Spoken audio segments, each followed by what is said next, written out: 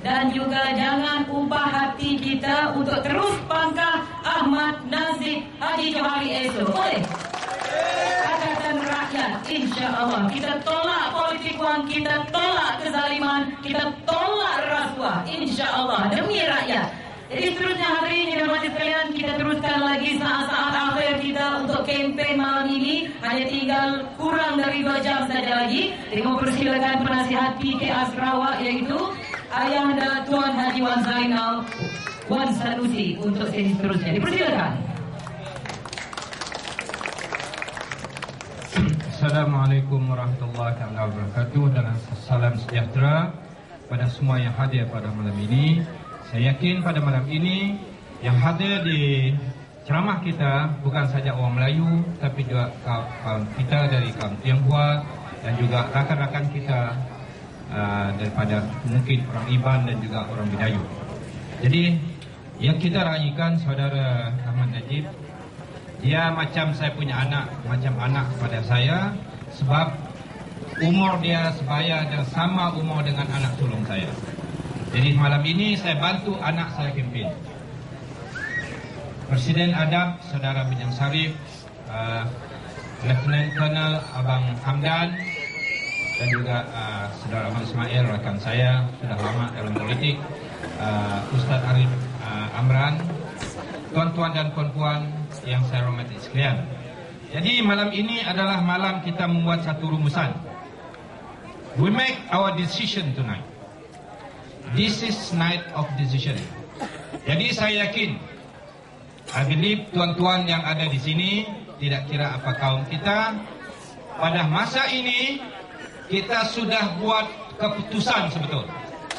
We have made our decision as whole to vote.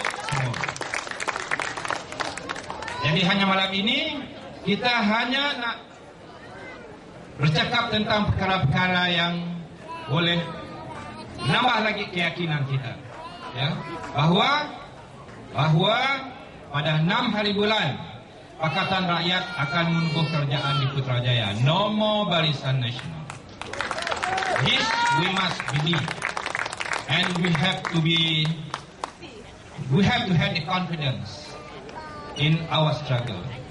Tuan-tuan dan puan-puan, tadi kira-kira pukul 5 petang saya duduk dengan seorang kawan yang ada line direct kepada Ibu Pejabat UMNO di Kuala Lumpur. Tadi malam saya sebut di Batu Kawah, di Stapok, bahawa dalam laporan di Ibu Pejabat UMNO, mereka sudah hampir give up. Barisan Nasional, kata mereka, akan hanya dapat kurang daripada 100 kursi. They will get no more than 100 seats. And today, the latest information I got from the same source di Ibu Pejabat UMNO, daripada 13 negeri di Malaysia, they will get only 4 states, including Sarawak, unfortunately. Jadi ini sepatutnya meyakinkan kita. Ini sepatutnya membuat kita lebih bersemangat pada malam ini, ya. Jadi bermakna usaha keras, kerja keras kita selama ini, selama sudah 2 minggu kita berkempen, akan menghasilkan satu buah kejayaan, ya. We are going to succeed on the 6th. We will replace Barisan Nasional with Pakatan Rakyat in Putrajaya. We will have a new Prime Minister in the person of Anwar Ibrahim. And in Putrajaya, we will replace the Sibu guy. Siapa nama dia? Fadilah Yusof. We will send him packing back to Sibu and we'll replace him with Ahmad Nazif. InsyaAllah. This we can do, I believe. Sebab pada tahun 1999 kita hampir-hampir mengalahkan Barisan Nasional di sini. Ketika itu saya lawan Dr. Sulaiman Daud, Menteri Pusat, a federal minister.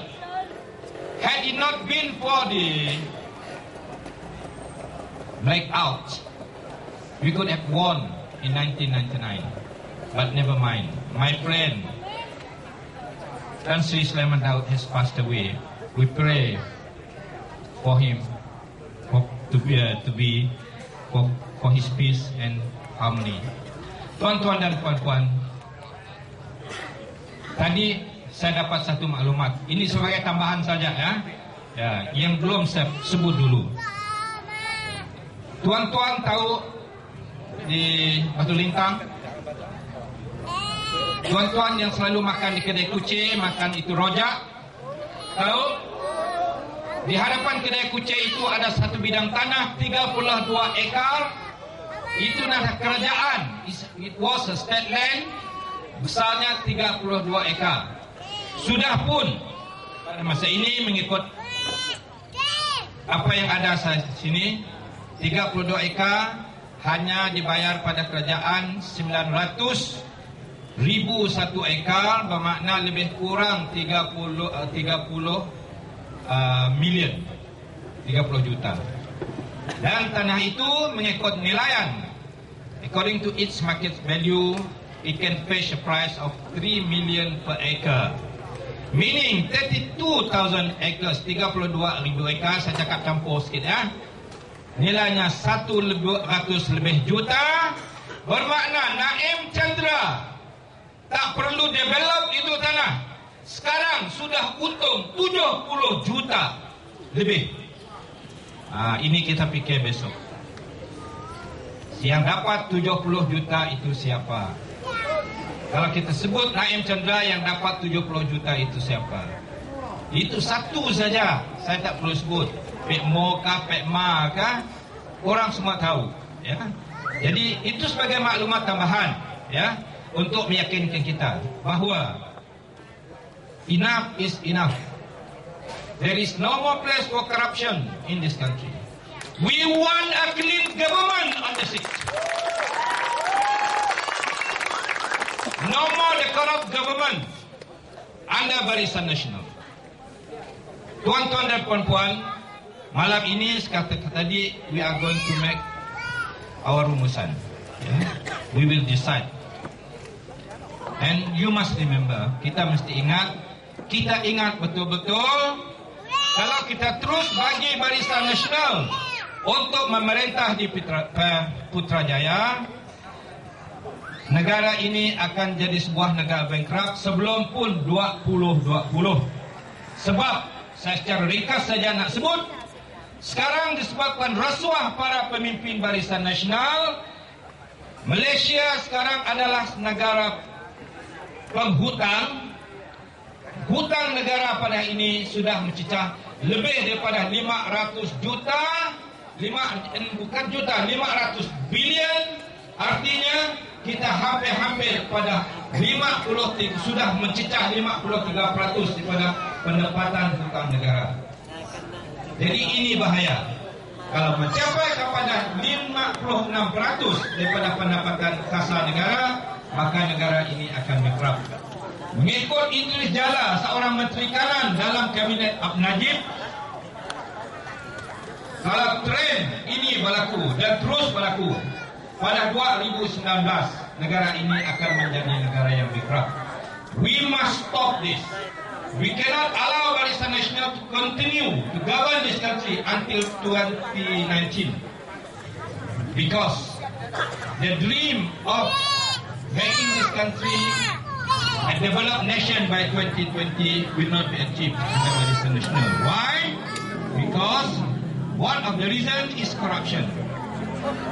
Tuan-tuan dan puan-puan, pada masa ini